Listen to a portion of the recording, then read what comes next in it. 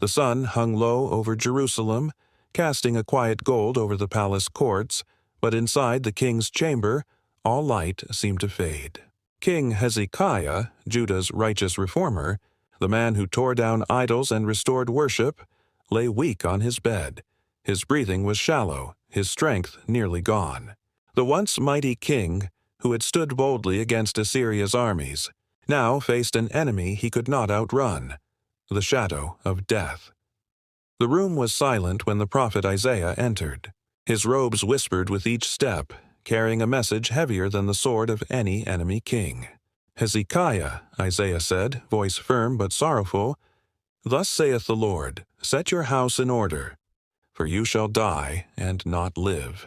The words struck the chamber like thunder. No hope, no condition, no negotiation. Heaven had spoken.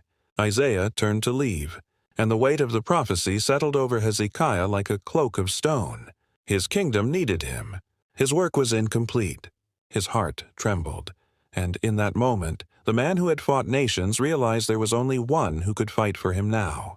Hezekiah turned his face to the wall, away from the servants, away from the prophet, away from every distraction. And from the depths of his soul, he cried, "O Lord, remember me. I have walked before you in truth. I have tried to keep my heart loyal. I have done what was right in your eyes." His voice broke. Tears streamed freely down his face. This was not the prayer of a king. This was the cry of a son to his father. As Hezekiah wept, something happened in the palace corridor. Isaiah, who had not yet reached the middle court, stopped abruptly. Heaven interrupted his steps. God's voice came again, this time with a different command. "Return to Hezekiah." Isaiah turned back, his feet moving faster than before.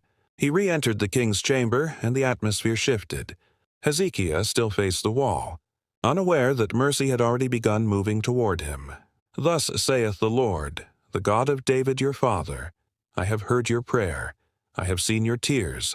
Behold, I will add 15 years to your life, from death to 15 more years, from finality to fresh beginnings, from sorrow to divine turnaround." But God wasn't finished. "And I will deliver you and this city out of the hand of the king of Assyria," Isaiah continued. "I will defend this city." Hezekiah lifted his head astonished. The God who rules time had extended his own. Yet the king asked for a sign, confirmation of heaven's promise, and the Lord answered with a wonder no eye had seen. The shadow on the sundial reversed. Time moved backward. The sun itself obeyed.